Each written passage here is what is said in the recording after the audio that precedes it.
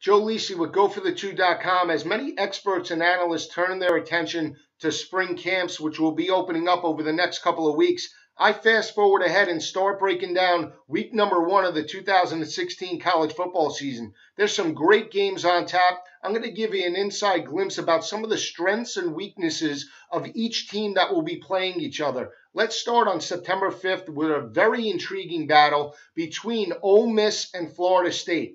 Both teams coming off 10-3 seasons in 2015 and will look to start week number 1 very fast with a solid victory over a quality opponent. We'll start with Florida State. Their 3 losses came to opponents with a combined record of 30-11 overall. This was an offense that averaged 31 points per game. They rushed for 168 yards on the ground and passed for 255 yards through the air last year. They're going to be led by senior quarterback Sean McGuire, who in 2015 completed 59% of his passes, 11 touchdowns, and 6 interceptions.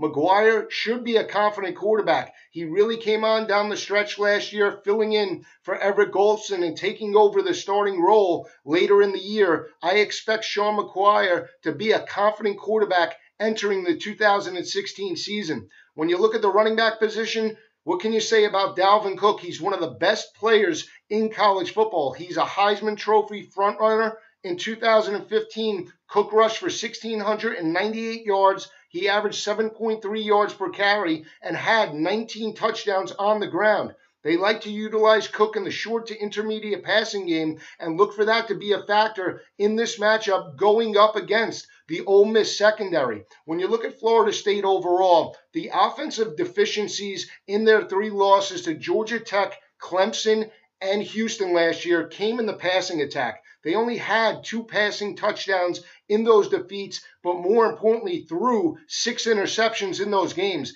That's going to need to change if Florida State's going to make a playoff run next year. When you look at the offensive line, they allowed 26 sacks through 13 games. They're going to need to do a better job of protecting Sean McGuire in the 2016 season if Florida State's going to make a run. When you look at the defense by the Seminoles last year, very solid. They allowed 17 points per game and were very solid in run support, only giving up 145 yards per game, and very solid in the secondary, only allowing 191 passing yards per game. When you look at those 3 losses, though, a glaring statistic. To Georgia Tech, Clemson, and Houston, the Seminoles allowed 221 rushing yards per game in those contests. So they broke down on the defensive front. That's why Florida State lost those ball games on the defensive side of the ball. Also, turnover margin. Florida State ended 2015 even in turnover margin. This is the 2nd consecutive year. In 2014, the team was -6.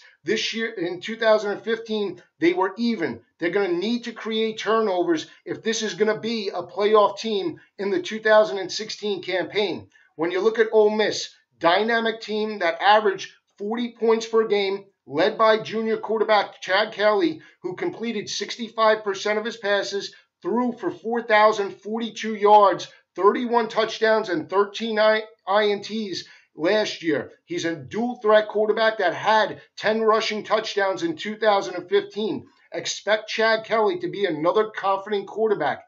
He does lose some weapons on the offensive side of the ball. Starting running back and leading rusher Jalen Walton, who led the Rebels with 730 rushing yards and 5 touchdowns on the ground, is gone. And leading wide receiver Laquan Treadwell, that led the team with 82 receptions for 1,153 yards and 11 touchdowns, moves on to the NFL. This was an Ole Miss offense that averaged 183 rushing yards per game and passed for 334 yards per game through the air. So keep that in mind. This was a dynamic offense led by their head coach Hugh Freeze, and Chad Kelly did spread the ball around in 2015 to a number of different receivers.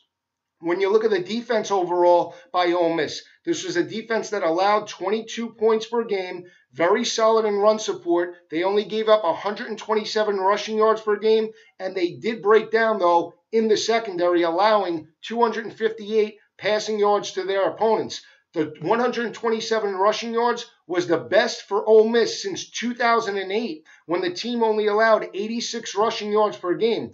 but the defense of secondary was the worst statistically since prior to the 2008 season.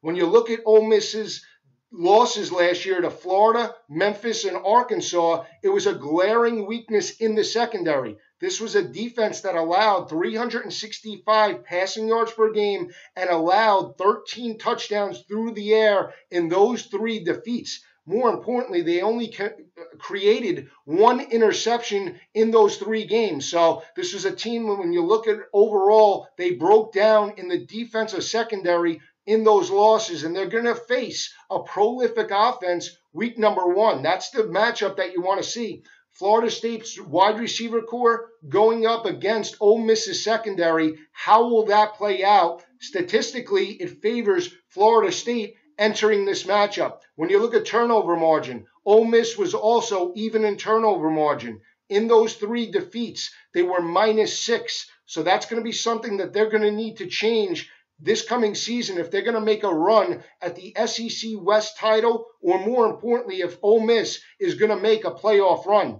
When you look at Ole Miss's 10 wins, they came by an average margin of victory of 27 points per game. Their 3 defeats, they came by an average margin of defeat of 14 points per game. So this was a very inconsistent bunch out of Ole Miss. You never knew what you were going to get out of the Rebels in the 2015 season. 2 of those 3 losses also came on the road. They're going to need to change that if they're going to have success this coming season. I'm just getting started. I'm going to break these games down in more detail as we inch closer to the season, but it does not get better than this. Follow me all season long on GoForThe2.com.